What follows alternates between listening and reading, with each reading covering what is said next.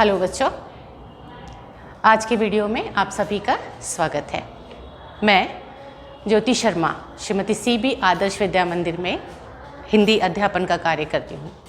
बेटा, आज हम हिंदी की पाठ्य पुस्तक की तीसरे नंबर की जो कविता है सच हम नहीं सच तुम नहीं, इस कविता का अध्ययन करेंगे। सबसे पहले मैं आपको बता दूं कि किसी भी साहित्य की विधा का या साहित्य की रचना का पाठ करने के पहले, अध्ययन करने के पहले हमें उसके साहित्यकार के बारे में थोड़ी सी जानकारी होना आवश्यक होता है। तो सबसे पहले हम देखेंगे कवि का परिचय। कवि हैं श्री जगदीश गुप्त। उनका जन्म हुआ था 1924 और मृत्यु हुई 2001 में। काफ़ी कुछ जानकारी आपके पाठ्य पुस्तक में दी हुई है, इसलिए उससे हट के थोड़ी सी जानकारी मैं कवि के बारे में आपको देना चाहूँगी। बेटा, आप सभी को पता है कि ज़्यादातर साहित्यकार जो होते हैं उनकी आर्थिक स्थिति बहुत अच्छी नहीं थी। यहाँ पर जगदीश जी का भी यही हाल था। इन्होंने अपनी पढ़ाई का खर्चा निकालने के लिए पाठ्य पुस्तक जो होती है या कोई भी पुस्तक होती है उसका कवर पेज बनाने का कार्य किया था। चित्रकला में इनको बहुत ज़्यादा रुचि थी, इसलिए इन्होंने कवर पेज ड्रॉ किया। कवर पेज ड्रॉ करने में भी बहुत ज़्यादा ध्यान की ज़रूरत पड़ती है, बहुत ज़्यादा उसमें सोचना पड़ता है। जैसे कि हमारी अपनी पाठ्य पुस्तक है, आपने इसका कवर पेज कभी देखा है बेटा? ध्यान से देखिए, यहाँ पे बहुत सारी छोटी छोटी पुस्तकें बनी हुई हैं। यहाँ पर दो बच्चे पढ़ रहे हैं। ये एक व्यक्ति जो है वो बोल रहा है, वक्ता है, बाकी सुन रहे हैं। ये अन्वेषण का कार्य कर रही है। यहाँ पर न्यूज़ रीडर हो रहा है, न्यूज़ रीडिंग हो रही है। यहाँ पे इंटरव्यू मतलब साक्षात्कार लिया जा रहा है। यहाँ पे टाइपिंग मतलब टंकन का कार्य किया जा रहा है और यहाँ पर एंकरिंग की जा रही है। तो ये सारी चीज़ें हमारी पुस्तक के कवर पेज पे है। इसका मतलब ये सारे जो फील्ड हैं, ये सारे जो क्षेत्र हैं, वो हमारे हिंदी भाषा से जुड़े हुए करियर मतलब भविष्य निर्माण में कैसे काम में आएंगे, ये सारी बातें इसमें बताई जाती हैं। और इसी के साथ हमारी पुस्तक के अंदर भी ये सारी चीज़ें बताई हुई हैं। तो बेटा, कवर पेज वही होता है जो आकर्षक रहे और इसी के साथ ही उसमें पुस्तक के अंदर होने वाली सारी चीज़ों की जानकारी हो जाए। तो इसी तरीके से जगदीश गुप्त जी जो हैं, उनकी क्योंकि चित्रकला भी बहुत अच्छी थी और वह स्वयं भी एक साहित्यकार थे, इसलिए उन्होंने बहुत सुंदर सुंदर कवर पेज बनाए थे। ठीक है, इसके अलावा अब मैं आ जाऊंगी विधा परिचय। ठीक है, विधा परिचय मतलब नई कविता। ये जो हमारे पास कविता है सच हम नहीं सच तुम नहीं, ये कविता नई कविता है। 1951 के बाद प्रयोगवाद के रूप में, प्रयोगवाद से जो नई कविता विकसित हुई है उसकी विशेषता रही है कि इन कविताओं में परंपरागत तरीके से हटकर नए भावबोधों की अभिव्यक्ति की गई, नए शिल्प विधान का प्रारंभ किया गया। नई कविता का प्रारंभ जगदीश गुप्त, रामस्वरूप चतुर्वेदी, विजय देव साही ने के संपादन में प्रकाशित नई कविता से माना जाता है। बच्चों, इस कविता में नई कविता जो होती है आधुनिक कविताएं होती हैं। इसमें विषय की व्यापकता पे बहुत ज़्यादा जोर दिया जाता है। व्यापकता और उन्मुक्तता मतलब स्वच्छंद विचार और विस्तृत होना चाहिए, डिटेल में विषय को प्रतिपादित किया जाता है। इसी के साथ सबसे महत्वपूर्ण बात है इसमें कि इसमें विषय की प्रतिबद्धता नहीं होती, मतलब विषय का प्रतिबंधन नहीं होता, किसी भी प्रकार के विषय को लिया जा सकता है। इसके साथ ही सबसे महत्वपूर्ण बात है स्वानुभूति, अर्थात कवि जो होते हैं उन्होंने जो जिस चीज़ का स्वयं अनुभव किया है उसी को वहाँ पर वो कविता में प्रस्तुत करते हैं। ठीक है, अब हम आ जाते हैं शीर्षक पे। शीर्षक है हमारा सच हम नहीं सच तुम नहीं। अब ये शीर्षक पढ़ने के बाद थोड़ा सा हमारे मन में एक प्रश्न उठता है कि सच हम नहीं सच तुम नहीं तो सच क्या? कुछ लोगों से ये पूछा जाए यदि, तो कोई कहेगा कि सच ईश्वर है, कोई कहेगा सच कर्म है। तो बेटा, ईश्वर को प्राप्त करने के लिए भी आप लोगों ने देखा होगा, अभी बहुत सारे टीवी सीरियल्स वगैरह भी आ रहे थे भगवान की प्राप्ति के लिए भी। ठीक है, जिन लोगों ने कहा कि सच ईश्वर है, तो वो ईश्वर की प्राप्ति के लिए भी लोग क्या करते हैं? तपस्या करते हैं, बहुत ज़्यादा कठोर परिश्रम करते हैं। ठीक है, संघर्ष करते हैं, तब जाके उन्हें ईश्वर की प्राप्ति होती है। दूसरी बात, कुछ लोगों का कहना होता है कि कर्म है, कर्म करेंगे बेटा तो सफलता मिलने के लिए हमें बहुत संघर्ष करना पड़ता है, बहुत प्रयास करना पड़ता है। कुल मिलाकर यदि हम देखें तो कहीं से भी घूम फिर कर हम आ जाते हैं संघर्षों पर। यहाँ पर कवि ने भी यही बात कही है कि सच हम नहीं हैं, सच तुम नहीं हो। सच क्या है? जीवन में आने वाला संघर्ष। तो पाठ परिचय में यही चीज़ यहाँ पे कवि ने बताई है कि जीवन की सच्चाई जीवन में आने वाले संघर्ष होते हैं। आप लोगों ने देखा होगा बेटा कि संघर्ष करने के बाद, बहुत ज़्यादा मेहनत करने के बाद जब हमें कोई चीज़ प्राप्त होती है तो वो हमारे लिए बहुत मूल्यवान होती है। जैसे साधारण तौर पे हम देखते हैं कोई बच्चा जो होता है जिसके पास में, उसके माता पिता के पास बहुत पैसा है तो वो पैसा बहुत आराम से खर्च करता है, उसे किसी भी तरह की तकलीफ नहीं होती। लेकिन जो व्यक्ति स्वयं कमाकर और फिर वो पैसे को खर्च करता है तो वो बहुत सोच समझ के पैसे खर्च करता है। क्यों? क्योंकि उसे पता है कि उस पैसे को कमाने में उसे बहुत ज़्यादा मेहनत लगी है। ठीक है, तो अब हम कविता शुरू करते हैं। कविता की पंक्तियां हैं। सच हम नहीं, सच तुम नहीं, सच है सतत संघर्ष ही। संघर्ष से हटकर जिए तो क्या जिए, हम या कि तुम। जो नत हुआ वो मृत हुआ, जो वृंत से झरकर कुसुम। जो पंथ भूल रुका नहीं, जो हार देख झुका नहीं। जिसने मरण को भी लिया हो जीत, है जीवन वही। सच हम नहीं, सच तुम नहीं। अब यहाँ पर मैं आपको कठिन शब्दों के अर्थ बताना चाहूँगी। दूसरी लाइन में बेटा है सच है सतत संघर्ष ही। सतत का मतलब होता है लगातार या निरंतर। ठीक है, इसके अलावा दूसरा एक शब्द आया है नत होना। नत होना मतलब शीश झुकाना, झुक जाना। उसके अलावा वृंत एक शब्द आया है। वृंत का मतलब होता है डंगाल, डंठल या फिर डाल।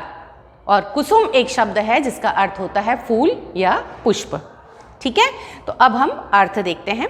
कवि यहाँ पे कहते हैं सच हम नहीं, सच तुम नहीं। अर्थात सच्चाई न हम में है न ही तुम में है। सच्चाई किस में है? सच है सतत संघर्ष ही। अर्थात जीवन में जो आने वाले संघर्ष हैं, जीवन के लक्ष्य को प्राप्त करने के लिए जिन संघर्षों का सामना हमें करना पड़ता है, वही हमारे जीवन का सच है, सत्य है। संघर्ष से हटकर जिए तो क्या जिए, हम या कि तुम। कवि यहाँ पे समझाना चाह रहे हैं कि जब व्यक्ति ये चाहता है कि उसे संघर्ष न करना पड़े या फिर वो संघर्ष से हट जाता है तो उसका जीवन पूरा व्यर्थ हो जाता है। क्योंकि हमारे मनुष्य जीवन में या किसी भी जीवन में आप देखेंगे बिना संघर्ष के कुछ भी प्राप्त नहीं होता। यहाँ तक कि हमें अपना जीवन सुचारू रूप से चलाते रहने के लिए भी संघर्ष करना पड़ता है। बेटा एक बात मैं आप लोगों को समझाना चाहूँगी कि एक शेर जो कि बहुत शक्तिशाली होता है ना, जब वो सुबह उठता है तो वो भी सोचता है कि आज मैं जब बहुत तेज नहीं भागूंगा, जब मैं बहुत ज़्यादा संघर्ष नहीं करूंगा यदि, तो मुझे मेरा शिकार नहीं मिलेगा और मुझे भूखे रहना पड़ेगा। वहीं पे एक हिरण जो कि शारीरिक रूप से कमज़ोर है, वो भी ये सोचता है कि आज यदि मैं बहुत तेज नहीं भागूंगा तो क्या होगा, मेरा शिकार कर लिया जाएगा। दोनों ही अपने जीवन के लिए चिंतित हैं, अलग अलग रूप से दोनों को ही संघर्ष करना पड़ रहा है। अर्थात हमारे जीवन में संघर्ष अत्यंत आवश्यक है। कोई व्यक्ति यदि सोचता है कि वो संघर्ष किए बगैर अपना जीवन व्यतीत कर ले तो उसका जीवन पूरा व्यर्थ होता है। ये चाहे हम भी हो सकते हैं, चाहे तुम भी हो सकते हो। अर्थात प्रत्येक मनुष्य के लिए, प्रत्येक जीवित प्राणी के लिए यह आवश्यक होता है कि वो संघर्ष करता रहे। अगली पंक्ति में कवि ने कहा है कि जो नत हुआ वह मृत हुआ। अर्थात जो व्यक्ति संघर्षों के सामने सिर झुका लेता है, अर्थात संघर्षों से हार मान जाता है। कई बार ऐसा होता है कि बहुत बड़ी कठिनाई आती है और व्यक्ति का आत्मविश्वास उससे दूर हो जाता है और तब वो सोचता है कि अब मैं इसके आगे काम नहीं कर सकता, इतनी बड़ी समस्या है, इसका सामना मैं नहीं कर सकता। ये सोचने पे वो निराश हो जाता है और तब वो हार मान जाता है। और ऐसी स्थिति में वह व्यक्ति एक मृत व्यक्ति के समान है, क्योंकि जीवित व्यक्ति जो है वो लगातार प्रयास करता रहता है, वो लगातार सफल होने के लिए संघर्ष करता रहता है। तो इसलिए कवि ने कहा है कि जो नत हुआ वह मृत हुआ, अर्थात जिसने संघर्षों के सामने सिर झुका लिया वो व्यक्ति मृत व्यक्ति के समान है। इसके साथ ही उन्होंने एक एग्जाम्पल दिया है, एक उदाहरण दिया है कि जो वृंत से झरकर कुसुम, अर्थात जिस तरीके से एक पुष्प उसकी डाल से झरने के बाद, झड़ जाने के बाद सूख जाता है, बच्चों वैसे ही एक व्यक्ति जो है यदि वो संघर्ष से अलग हो जाए तो उसका जीवन बिल्कुल व्यर्थ हो जाता है, उसका जीवन सूख जाता है, अर्थात नीरस हो जाता है। जीवन को सरस बनाने के लिए उसमें संघर्ष करते रहना अनिवार्य होता है। अगली पंक्ति देखते हैं। कवि कहते हैं जो पंथ भूल रुका नहीं, अर्थात कवि का ये कहना है, पंथ का मतलब होता है रास्ता या मार्ग। तो कवि का ऐसा कहना है कि कई बार हमें अपने लक्ष्य को प्राप्त करने के लिए रास्ते ढूंढने पड़ते हैं ना। इन रास्तों में कई बार हम भटक जाते हैं, कई बार हम गलत रास्ता चुन लेते हैं। ऐसे में भी गलत रास्ता चुनने के बाद जब हमें समझ में आता है कि हम गलत रास्ते पे चल रहे हैं, हमारा लक्ष्य तो किसी और रास्ते पे है, ये सोचकर हमें वहाँ रुकना नहीं है। हमें क्या करना है, सही राह की कोशिश को ढूंढने की कोशिश करना है और उसके बाद उस राह पे हमें आगे बढ़ना है। तो जो व्यक्ति रास्ता भूलने के बाद भी रुकता नहीं है, वो लगातार प्रयास करके सही मार्ग का चयन करता है और अपने लक्ष्य तक प्राप्त होता है। और इसके साथ ही जो हार देख झुका नहीं, अर्थात कई बार हमें अपने लक्ष्य तक पहुंचने में असफलताओं का सामना करना पड़ता है। तो बेटा एक चीज़ आप लोगों ने हमेशा सुनी होगी कि असफलता सफलता की पहली सीढ़ी होती है, अर्थात अक्सर ऐसा होता है, बहुत बार ऐसा होता है कि सफलता को प्राप्त करने के पहले हमें बहुत बार असफलता का सामना करना पड़ता है। असफलता मिलने पर ऐसा नहीं कि आप उससे निराश हो जाएं, टूट जाएं, आप प्रयास करना ही बंद कर दें। असफलता मिलने से उसका मूल्यांकन करना चाहिए कि हमारी कमी कहाँ रह गई, हमसे क्या गलती हो गई जिससे कि हम सफलता को प्राप्त नहीं कर पाए, और उस मूल्यांकन के बाद उस कमी को दूर करके पुनः हमें प्रयास करके सफलता को प्राप्त करना चाहिए। तो इस तरीके से जो व्यक्ति हार जाता है, संघर्ष में असफल हो जाता है, उसके बाद भी यदि वो रुकता नहीं है, आगे बढ़ता जाता है।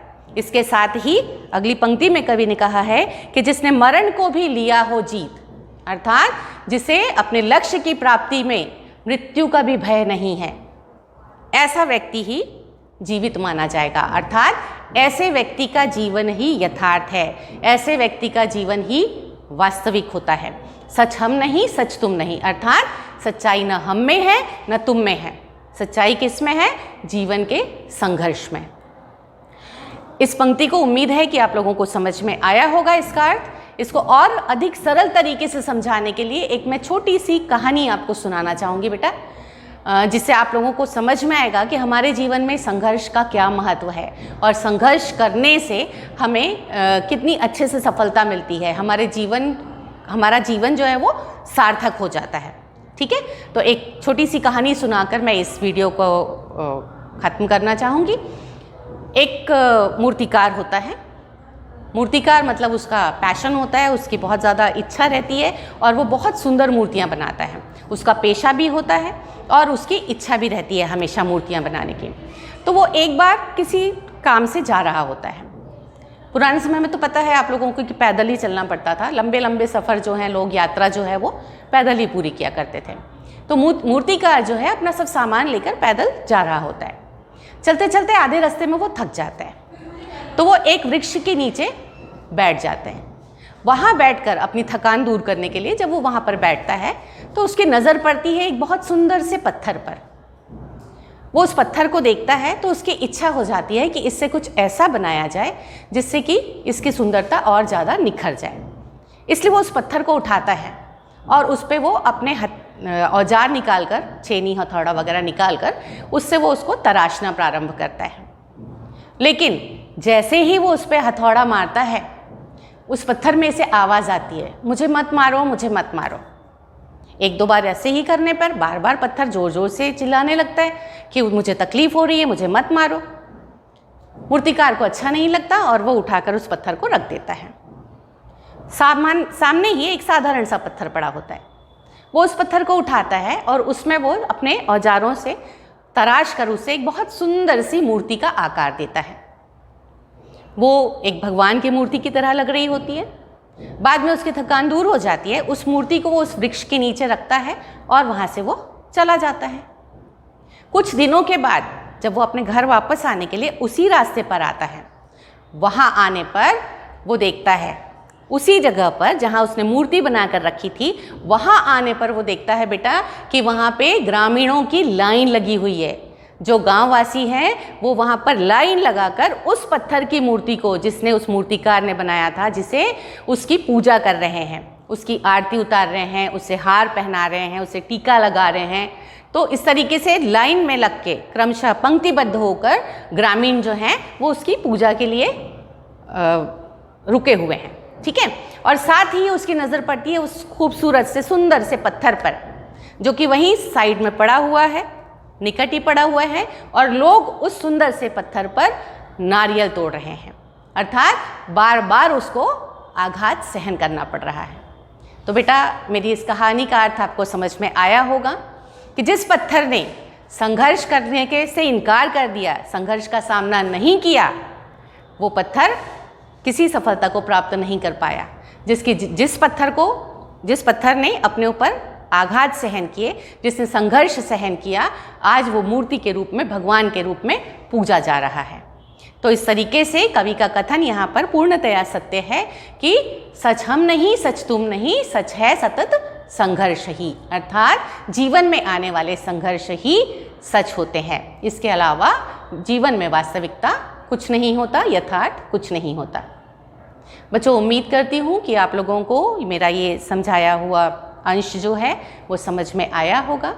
बाकी की कविता का अंश हम अगले वीडियो में देखेंगे। धन्यवाद।